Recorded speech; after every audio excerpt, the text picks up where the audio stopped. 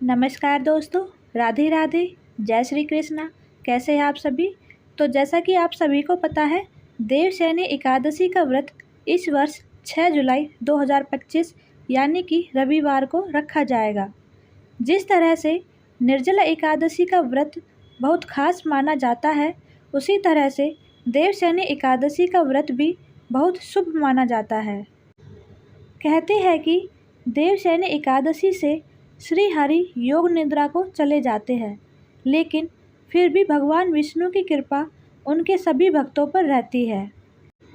तो चलिए जानते हैं देवशयनी एकादशी के दिन हमें किन कामों या गलतियों को करने की मनाही होती है, यानी कि देवशयनी एकादशी के दिन हमें किन गलतियों को करने से सावधान रहना चाहिए ताकि एकादशी के व्रत का हमें पूर्ण फल मिल सके। देवशयनी एकादशी के दिन भूल कर भी बाल नहीं धोने चाहिए और ना ही बालों को काटना चाहिए। कहते हैं कि ऐसा करना बहुत अशुभ माना जाता है।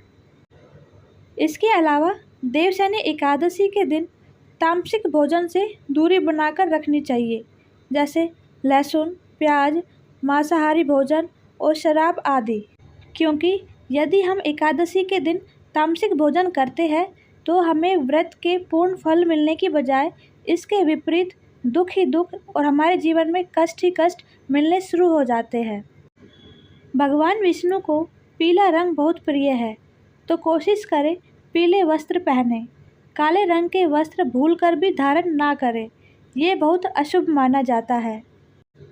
माना जाता है कि जो जातक देवशयनी एकादशी का व्रत रखते हैं, उन्हें व्रत से जुड़े सभी नियमों का पालन करना चाहिए, जैसे कि नीचे ज़मीन पर सोना, काम वासना से दूर रहना इत्यादि। देवशयनी एकादशी के दिन चावल का सेवन भी नहीं करना चाहिए। कहा जाता है कि चावल खाना अशुभता का कारण बनता है, तो उस दिन आप चावल किसी भी रूप में ना खाएं।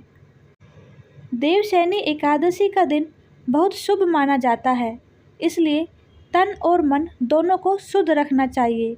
ना किसी से लड़ाई झगड़ा करना चाहिए और ना ही किसी के लिए कोई गलत शब्द बोलने चाहिए जिससे किसी को कोई तकलीफ़ हो।